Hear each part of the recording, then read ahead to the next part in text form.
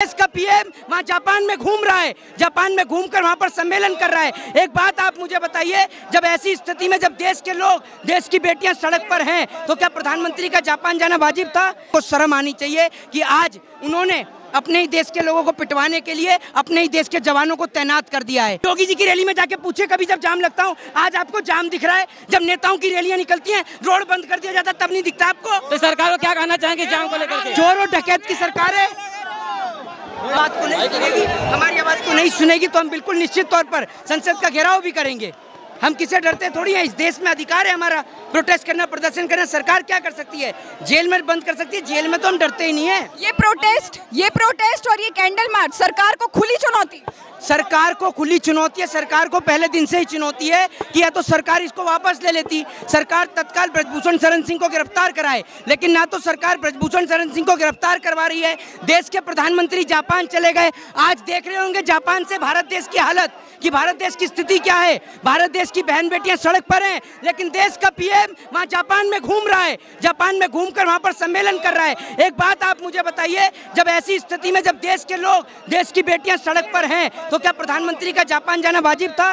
लेकिन उसके बाद भी प्रधानमंत्री जापान गए। ऐसे बेशरम प्रधानमंत्री को शर्म आनी चाहिए कि आज उन्होंने अपने ही देश के लोगों को पिटवाने के लिए अपने ही देश के जवानों को तैनात कर दिया है।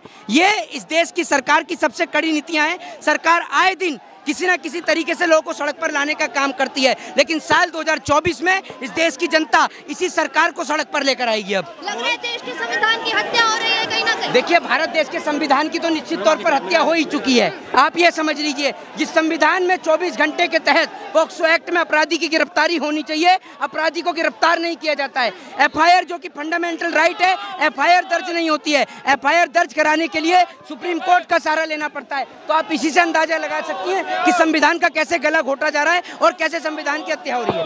जी, कैंडल मार्च का क्या प्रभाव पड़ने वाला है? ये एक बड़ा कदम बताया जाए। देखिए, ये एक कानून के दायरे में रहकर, संविधान के दायरे में रहकर जो है कैंडल मार्च हो रहा है, और सरकार अगर नहीं सुनेगी हमारी, तो उसके बाद 28 तारीख को जिस तरीके से मीटिंग में ये भी कहा गया है कि जो है संसद का घेराव किया जाएगा, और निश्चित तौर पर संसद का घेराव भी करेंगे, वरना क्योंकि सरकार गूंगी और बहरी हो चुकी है।